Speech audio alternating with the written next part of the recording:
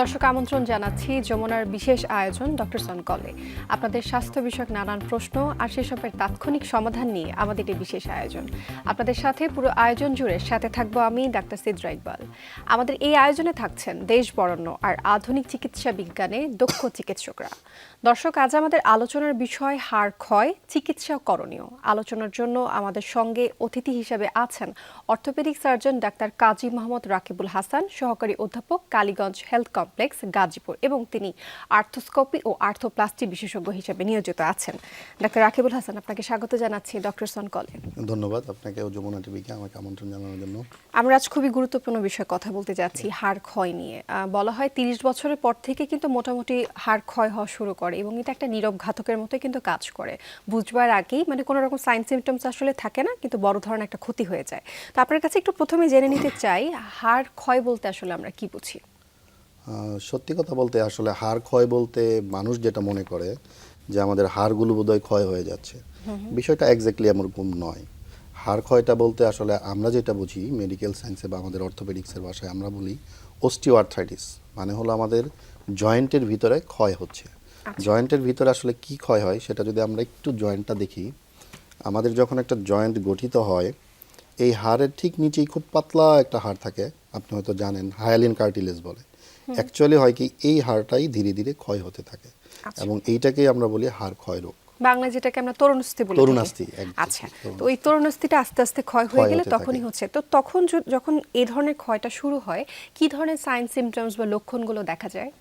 হ্যাঁ, এটা আসলে যেটা হয় আপনার প্রথমত তার পেইন হবে যেই জয়েন্টে, বিশেষ করে আমাদের ওয়েট বেয়ারিং জয়েন্টগুলো এই জন্য দ্রুত ক্ষয় হয়, বিশেষ করে নি জয়েন্ট, হাঁটু, কোমর, তারপর হাত, এলবো, শোল্ডার, এই জয়েন্টগুলো ধীরে ধীরে ক্ষয় হতে থাকে। এবং যখন হাড় ক্ষয় হয় তখন প্রথমত তার পেইন হয় এবং ধীরে ধীরে পেইনটা এত বাড়তে থাকে যে একসময় কনস্ট্যান্ট পেইন হতে থাকে। এবং তার মুভমেন্ট রেস্ট্রিকশন হয়ে যায়, তার মানে হলো জয়েন্টের যেই মুভমেন্ট, যেই চলাচল, সেটা কমে যায়।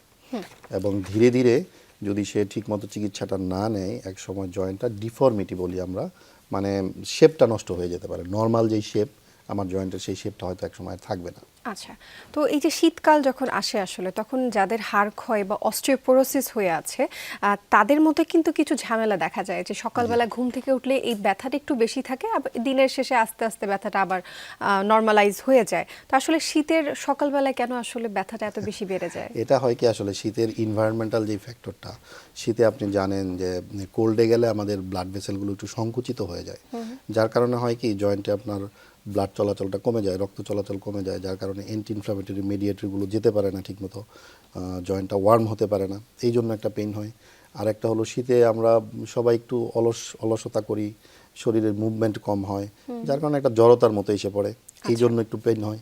আরেকটা যেটা হয় আপনার শীতে জয়েন্টের যেই আশেপাশের মাংসপেশিগুলো আছে, ধরেন আমরা যদি নি জয়েন্টের কথা চিন্তা করি, তাহলে হ্যামস্ট্রিং মাসল, কোয়াড্রিসেপ মাসল, যেই মাসলগুলো আছে, এই মাসলগুলো যখন স্টিফ হয়ে যায়, মানে শক্ত হয়ে যায়, যার কারণে জয়েন্টটাও একটু শক্ত হয়ে যায়, এবং এই জন্যই আসলে এই শীতের দিনে ব্যথাগুলো বেশি হয়। আচ্ছা, তো শীতের দিনে যদি ব্যথাগুলো আমি কমাতে চাই, তাহলে আপনার কি পরামর্শ থাকবে, কি করা উচিত আসলে? অবশ্যই আপনাকে ওয়ার্ম থাকতে হবে, তার মানে আপনি প্রচণ্ড ঠান্ডাতে বের হবেন না, এক্সপোজ হবেন না, আপনার জয়েন্টগুলো বিশেষ করে যেই অংশগুলো আমাদের বাইরে থাকে এগুলোকে ঢেকে রাখতে হবে। এবং আপনি যেটা করবেন, অবশ্যই ফিজিক্যাল অ্যাক্টিভিটিসটা আমাদের করতে হবে। রেগুলার আপনাকে ফিজিওথেরাপি বা এক্সারসাইজ, ফ্রি হ্যান্ড এক্সারসাইজ যাই করেন, মানে জয়েন্টগুলো যেন সবসময় একটা মুভমেন্টের মধ্যে থাকে, এটা অর্থাৎ যেন জমে না মুভমেন্টের যায়। মধ্যে থাকলে আসলে শীতের সময় চলাচলটা যদি থাকে, ব্লাড সার্কুলেশন যদি ভালো থাকে, তাহলে কিন্তু ব্যথাটা আসলে তেমনটা হওয়ার সম্ভাবনা থাকবে না। এবার একটু জেনে নিতে চাই, যে হাড়গুলো ক্ষয় হচ্ছে তার পেছনে আসলে কারণগুলো কি? হ্যাঁ, আসলে অনেক কারণই আছে, এটা শুধু কোনো সিঙ্গেল কারণ নয়। আমরা যদি মোটা দাগে ভাগ করি, বলতে পারি যে কিছু জেনারেল কজ থাকে, কিছু লোকাল কজ। জেনারেল কজের মধ্যে এক নাম্বার হলো এইজ, বয়স যত বাড়তে থাকবে খুব স্বাভাবিকভাবে আপনার কার্টিলেজগুলো বুড়া হতে থাকবে, সেগুলো ধীরে ধীরে পাতলা হতে থাকে, এই জন্য ক্ষয়টা দ্রুত হয়। আরেকটা ভেরি ভেরি ইম্পর্টেন্ট হলো জেন্ডার, বিশেষ করে ফিমেল যারা আছে, আপনি জানেন যে মেনোপোজের পরে তাদের ইস্ট্রোজেন হরমোনটা কমে যায়, যেটা বোনস গঠনে খুব গুরুত্বপূর্ণ ভূমিকা পালন করে। তো যখন তারা মেনোপোজে চলে যায়, যখন আর বোনসটা ওইভাবে গঠন হতে পারে না, তখন দ্রুত এই অস্টিওআর্থ্রাইটিসগুলো হয়। এবং এছাড়া আরও কিছু ফ্যাক্টর আছে, যেমন লোকাল কিছু ফ্যাক্টর আছে। যদি কারো জয়েন্টের শেপটা অ্যাবনর্মাল হয়, যেমন দেখুন আমাদের নি জয়েন্টের এটা নর্মাল শেপ, যদি জন্মগতভাবেই কারো নি জয়েন্টটা অ্যাবনর্মাল হয় তাহলে কিন্তু সেটার লোডটা ঠিকমতো বেয়ার করতে পারবে না, উল্টাপাল্টা জায়গায় তার লোডটা পড়বে, তো সব স্বাভাবিকভাবে ক্ষয়টা বেশি হবে। এছাড়া যদি এমন হয় যে তার আগে কোনো একটা দুর্ঘটনা ঘটেছিল, আচ্ছা। জয়েন্টের ভিতরে তার ভেঙে গিয়েছিল, পরে সেটা হয়তো বোনসটা লেগেছে জোড়া ঠিকই, কিন্তু সেটা তো আর একজ্যাক্টলি আগের মতো হয় না, কিছু উঁচু নিচু থাকে, কিছু অসমান থাকে, যার কারণে ক্ষয়গুলো আবার তখন দ্রুত হয়। অথবা কারো যদি নিউরোমাস্কুলার ডিজিজ বলি আমরা, ধরেন কারো মাংসপেশি দুর্বল, উপরের মাংসপেশি নিচের মাংসপেশি দুর্বল, তাহলে আলটিমেটলি জয়েন্টটাও ফ্লেক্সিবল হয়ে যাবে, জয়েন্টটা ওই স্ট্রেংথটা পাবে না, দ্রুত একটু তার ক্ষয় আপনাকে হয়ে ইন্টারাপ্ট যাবে। করছি যে ভিটামিন ডি এবং ক্যালসিয়ামের অভাবে কি এই হাড় ক্ষয়টা হতে পারে? ডেফিনেটলি, কারণ ভিটামিন ডি এবং ক্যালসিয়াম আমাদের বোনস গঠনের জন্য ওতপ্রোতভাবে জড়িত।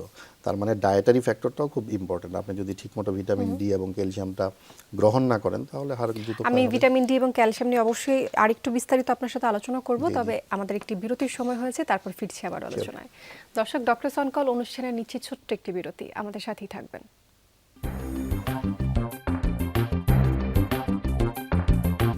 দর্শক, আবারও স্বাগত জানাচ্ছি ডক্টর সন কলে। আমরা কথা বলছি হাড় ক্ষয় নিয়ে, এবং এই বিষয়ে কথা বলবার জন্য আমাদের সাথে আছেন ডাক্তার কাজী মোহাম্মদ রাকিবুল হাসান। আমরা কথা বলছিলাম ভিটামিন ডি এবং ক্যালসিয়াম নিয়ে, যে ভিটামিন ডি এবং ক্যালসিয়াম যদি বডিতে কমে যায়, এখন যতটুকু জানি যে বাংলাদেশে কিন্তু মহামারী আকারে ভিটামিন ডি এবং ক্যালসিয়ামের যে ঘাটতি দেখা যাচ্ছে, এবং শুধুমাত্র 30 ঊর্ধ্ব যারা আছেন তাদেরই যে হাড় ক্ষয়ের সমস্যা দেখা দিয়েছে তা না, 30-এর যে নিচে যাদের বয়স রয়েছে তাদের মধ্যেও কিন্তু এখন হাড় ক্ষয়ের এই ব্যাপারটা আছে। তো আসলে ভিটামিন ডির ইনটেকটা আমি কিভাবে সাফিসিয়েন্টলি নিতে পারি, বা আসলে কিভাবে বুঝবো যে আমার বডিতে ভিটামিন ডির সমস্যা আছে বা হাড় ক্ষয় হচ্ছে আমার? খুব গুরুত্বপূর্ণ একটা বিষয়। আসলে আমাদের এখন যেটা প্রবলেম হচ্ছে, আমরা ম্যাক্সিমাম মানুষ এখন সেডেন্টারি লাইফ ওয়ার্ক করি, মানে আমরা ঘরে বসেই কাজ করে ফেলতেছি, আমরা বাইরে যাই কম, সান এক্সপোজারটা আমাদের খুব কম হয়, যার কারণে দেখবেন আমরা অল্প বয়সেই কিন্তু আমাদের ভিটামিন ডি এর ডেফিসিয়েন্সিটা হচ্ছে। এবং ভিটামিন ডির সবচেয়ে ভালো উৎস হলো সূর্যালোক।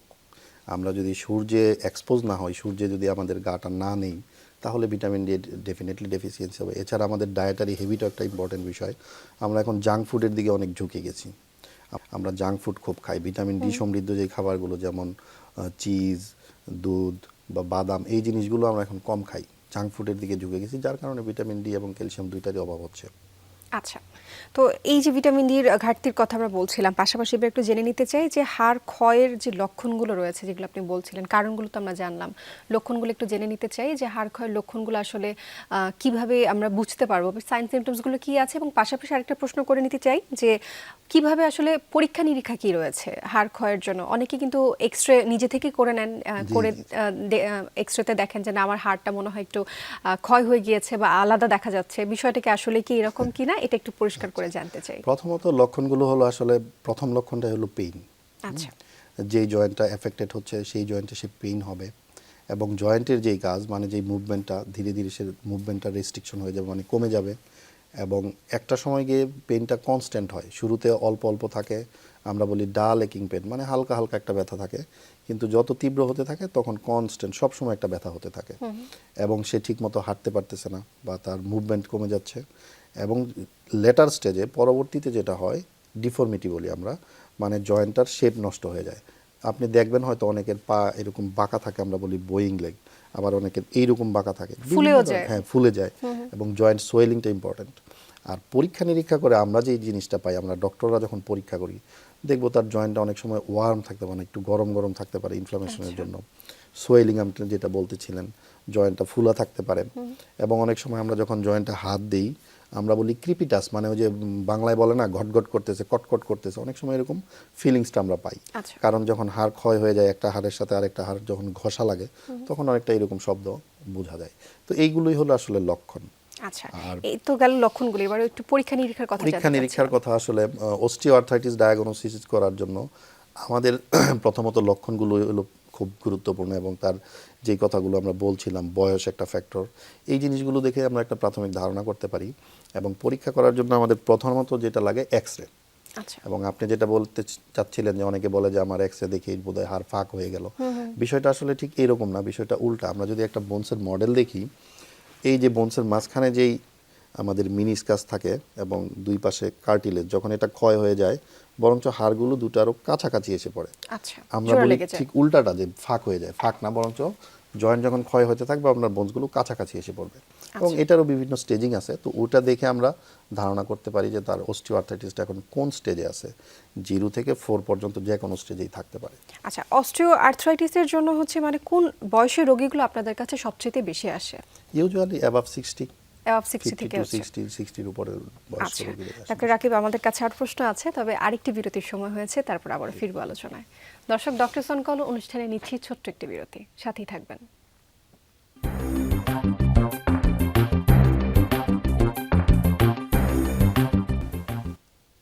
দর্শক, বিরতির পর আবার ফিরে এলাম ডক্টর সন কলে। আমরা কথা বলছি হাড় ক্ষয় নিয়ে, এবং কথা বলবার জন্য সাথে আছেন ডাক্তার কাজী রাকিবুল হাসান। আমরা কথা বলছিলাম হাড় ক্ষয় নিয়ে, এবং আপনি এক্সরে বিষয়টা আমাদেরকে আসলে বুঝিয়ে বললেন যে এক্সরে ফাঁকা দেখা বিষয়টা মানে এরকম না যে একদম হাড় ক্ষয় হয়ে গেছে, বরং সেটা উল্টোটাই হতে পারে। এবার একটু চিকিৎসার দিকে আমরা যেতে চাই, এবং পাশাপাশি প্রতিরোধের ব্যাপারটা একটু জানতে চাই। প্রথমে একটু চিকিৎসার বিষয় জানতে চাই। আপনি বললেন যে অনেকগুলো গ্রেডিং আছে, কিন্তু তো এই গ্রেডিং অনুযায়ী আপনারা চিকিৎসাটা কেমন করে দিয়ে থাকেন? চিকিৎসাটা আসলে শুরু করতে হয় ফ্রম ভেরি বিগিনিং, একদম শুরু থেকেই। প্রথমত হলো তার সাইন সিমটম বা লক্ষণ যখন একদম অল্প থাকে, আমাদের প্রথম কাজ হলো রুগীকে এডুকেশন দেয়া, মানে তাকে শিখিয়ে দেয়া যে সে কি কাউন্সিলিং করা, যে কিভাবে সে জয়েন্টটাকে ভালো রাখতে পারে, কি খাবার দাবার খেলে তার ভালো হবে, কি ধরনের এক্সারসাইজ করলে তার ভালো হবে। আচ্ছা, একটু জেনে নিই তাহলে কি খাবার দাবার খেলে আসলে জয়েন্ট পেইন থেকে আমরা একটু নিস্তার পেতে পারি? ক্যালসিয়াম সমৃদ্ধ খাবার, বিশেষ করে দুধ, বাদাম, এবং ভেরি ভেরি ইম্পর্টেন্ট যেটা সূর্যেতে যাওয়া, সূর্যে এক্সপোজার হওয়া। এই জিনিসটা টাইমিংটা একটু যদি জানতে চাই, যে আসলে সূর্যের তো অনেক ধরনের কন্ট্রোভার্সি আছে। বলি সকালের প্রথম সূর্যটাই ভালো। আচ্ছা, সকালে 8টা থেকে তীব্র হালকা যেই এটা থাকে। পরবর্তীতে হলো যদি এগুলোতেও তার ব্যথা কমতেছে না, সেই ক্ষেত্রে তখন আমরা বলি অ্যানালজেসিক, মানে কিছু ব্যথার ওষুধ খাওয়া, NSAID, non steroidal anti inflammatory drug আছে, সেগুলো খেতে পারে। এবং একই সাথে তার ফিজিওথেরাপি, ব্যায়াম, এগুলো কন্টিনিউ হবে। যদি তারপরেও ইমপ্রুভ না হয়, তাহলে আমরা আরেকটু অ্যাডভান্স চিকিৎসাতে যাই। সেটা হলো অ্যাডভান্স নন সার্জিক্যাল ট্রিটমেন্ট আমরা বলি। তখন আমরা ইন্ট্রাআর্টিকুলার স্টেরয়েড দিই, ইনজেকশন। এটা হয়তো আপনাকে সাময়িক সময়ের জন্য রিলিফ দিবে, একদম পার্মানেন্ট কিউর কিন্তু না। কিন্তু আপনার জয়েন্টের ভিতরের যেই প্রদাহটা থাকে, ইনফ্লামেশনটা থাকে, সেটা কমে যাবে, ব্যথাটা কমে যাবে, মানে আপনি একটা নর্মাল লাইফ লিড করতে পারবেন। আমি এখানে আরেকটা প্রসঙ্গ একটু যুক্ত করতে চাচ্ছি, খুবই গুরুত্বপূর্ণ একটা প্রসঙ্গ, এবং ছোট করে উত্তরটা আপনার কাছ থেকে নিতে চাই। যে নারীদের প্রেগন্যান্সির পরে কিন্তু হাড় ক্ষয়ের এই প্রবণতাটা বেড়ে যায়, এবং পাশাপাশি জয়েন্ট পেনগুলো কিন্তু অনেক বেশি বেড়ে যায়। তো তাদের কি এই যে প্রসবের পর হচ্ছে হাড় ক্ষয় প্রবণতাটা কি আসলেই বেড়ে যায়, এবং সেটা কি একটু বাড়তি নজরের দরকার আছে কিনা? এটা আসলে হয় কি, আপনার প্রেগনেন্সিতে কিন্তু ডিমান্ড, বডির ডিমান্ড অনেক বেড়ে যায়, এবং যখন ল্যাকটেটিং একটা মাদার, তার ডিমান্ড প্রেগনেন্সির চাইতেও বেশি হয়। কিন্তু আনফর্চুনেটলি যেটা হয়, আমাদের খাওয়া দাওয়ার তখন অনেক ঘাটতি হয়ে যায়, যার কারণে আমাদের দেশের মারা আস্তে আস্তে এই সমস্যাটায় ভোগে। এই জন্য প্রেগনেন্সির পরের খাবার দাবারের ব্যাপার, মানে ডায়েটারি ব্যাপারটা খুবই গুরুত্বপূর্ণ। তাকে আগে যতটুকু তার চাহিদা ছিল, তার প্রায় দ্বিগুণের মতো চাহিদা হয়ে যায়। সেটা যখন আপনি ফিল আপ করতে না পারতেছেন, মিট আপ করতে না পারছেন, তখন এই সমস্যাগুলো আসলে হয়। এই জন্য ডায়েটারি ফ্যাক্টরের দিকে নজর দেওয়া খুব জরুরি, এবং আমরা সাপ্লিমেন্ট হিসাবে দীর্ঘদিন তাকে ক্যালসিয়াম দিই। আচ্ছা, এবার আমরা যে মূল আলোচনাটা করছিলাম, আপনি বলছিলেন যে পরবর্তীতে হচ্ছে অ্যাডভান্স যে ট্রিটমেন্টটা আছে, অ্যাডভান্স ট্রিটমেন্টের ব্যাপারে একটু জানতে চাই। ইনজেকশন দিলে সাধারণত অনেকেই ইমপ্রুভ হয়। যদি আনফর্চুনেটলি দেখা গেল তাকে ফিজিওথেরাপি দেওয়া হলো, ঔষধ দেওয়া হলো, ইনজেকশন দেওয়া হলো, তারপরেও ইমপ্রুভ হচ্ছে না, এবং আমরা এক্সরে ফাইন্ডিং ও অন্যান্য এভিডেন্স যদি দেখি, এটা অনেক অ্যাডভান্স হয়ে গেছে, মানে অলরেডি হাড় এত বেশি ক্ষয় যেটা শুধু স্বাভাবিকভাবে আর ভালো হওয়ার সম্ভাবনা নেই, তখন আলটিমেটলি আপনাকে সার্জারির দিকে যেতে হবে। সার্জারিটা কতটুকু সফলতা পায়? আলহামদুলিল্লাহ অনেক সফল। যদি কারো লাক খারাপ না হয়, আমরা বলি টোটাল জয়েন্ট রিপ্লেসমেন্ট। আচ্ছা, হ্যাঁ, ধরেন কারো নি জয়েন্টে যদি অস্টিওআর্থ্রাইটিস হয়, টোটাল নি জয়েন্টটা রিপ্লেস করা যেতে পারে। হিপ জয়েন্ট হলে total hip joint replacement. Replace করে সেখানে আসলে তাহলে কি বসানো হয়? রিপ্লেস করে আমরা আর্টিফিশিয়াল জয়েন্ট, মানে প্রস্থেসিস বলি, সেটা বসিয়ে দিই। সেটা কি নরমাল জয়েন্টের মতোই কাজ করবে? হ্যাঁ, নরমাল জয়েন্টের মতোই কাজ করবে, তবে সবগুলোর একটা ডেফিনিট মেয়াদ আছে, 20 বছর, 25 বছর, এরকম একটা নির্দিষ্ট মেয়াদ পর্যন্ত। যদি তার আনলেস ইনফেকশন হয়ে না যায়, অথবা সে কোনো দুর্ঘটনায় আবার পড়ে না যায়, তাহলে আশা করা যায় 20 থেকে 25 বছর সে একদম স্মুথলি জীবনযাপন করতে পারে। আচ্ছা, এবার আমরা তো আপনার কাছে চিকিৎসার ব্যাপারে অনেক কিছুই জানলাম। প্রতিরোধের জন্য একটু কি করা যেতে পারে? আসলে প্রতিকার থেকে প্রতিরোধই উত্তম। একটু প্রতিরোধ কিভাবে করব হাড় ক্ষয়, এই বিষয়ে আপনার কি মতামত? প্রতিরোধের সবচেয়ে বড় বিষয়টা যেটা হলো আমাদের ফিজিক্যাল অ্যাক্টিভিটিস। বিশেষ করে 30 বছর হওয়ার আগেই যদি আমরা ফিজিক্যাল অ্যাক্টিভিটিটা ভালো করে করতে পারি, আমাদের বোন ডেনসিটিটা যদি ভালো হয়, এবং আমরা রেগুলার যদি ফিজিক্যাল অ্যাক্টিভিটিস করি, তাহলে হাড় ক্ষয়টা অনেকখানি ধীরে হয়।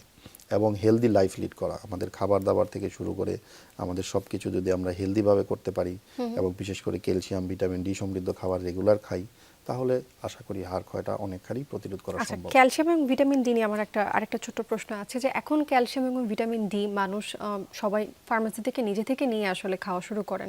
এটার যে একটা নির্দিষ্ট ডোজ আছে বা একটা সময়সীমা আছে, বা কারা খেতে পারবেন, কতটুকু খেতে হবে এবং খাওয়ার নিয়মটা, এটা একটু আপনার কাছে জেনে নিতে চাই। অনেকে বলেন যে দুধের সাথে মিক্সড করে খেতে, কেউ বলে থাকেন যে আসলে ভিটামিন ডি3টা যদি আমি K2 এর সাথে না খাই তাহলে আসলে ডিজলভ হবে না বডিতে, বা খালি পেটে খেতে হবে। অনেক ধরনের কন্ট্রোভার্সি আছে, তো আপনার কাছে সঠিক নিয়মটা কি আসলে? আসলে ক্যালসিয়ামের একেবারে নির্দিষ্ট সবকিছুরই একটা নির্দিষ্ট লেভেল আছে, কিন্তু আমাদের দেশে যেটা হয় আমরা বছরের পর বছর দেখা যায় ক্যালসিয়াম খেতেই থাকি, ডাক্তারের পরামর্শও নেই না।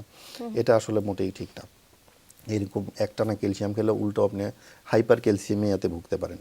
এবং আপনি যেটা বলতে চাচ্ছিলেন যে ভিটামিন ডি দুধের সাথে খাওয়া, হ্যাঁ, এটা আসলে আমরা জানি ভিটামিন ডি একটা ফ্যাট সলিউবল ভিটামিন।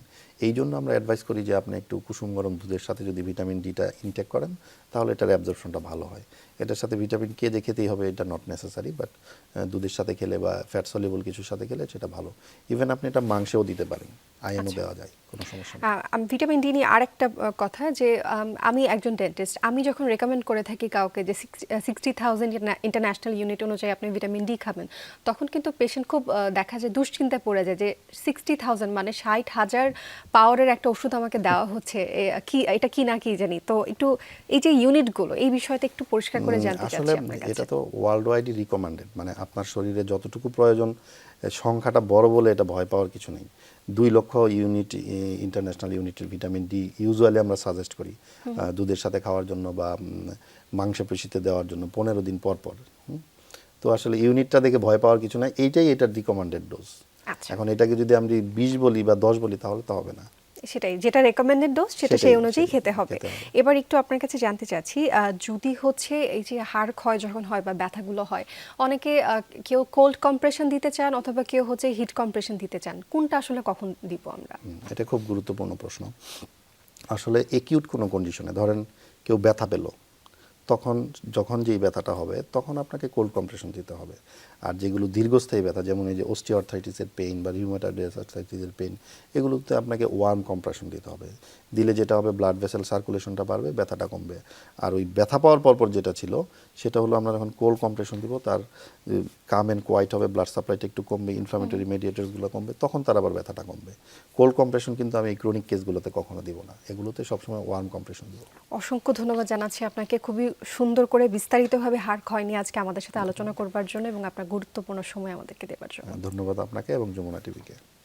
দর্শক শুনছিলেন, আমরা আজ হাড় ক্ষয় নিয়ে কথা বলছিলাম এবং খুব গুরুত্বপূর্ণ কিছু বিষয় আমরা আজ আলোচনা করলাম। আমাদের সাথে থাকার জন্য অসংখ্য ধন্যবাদ জানাচ্ছি আপনাদের।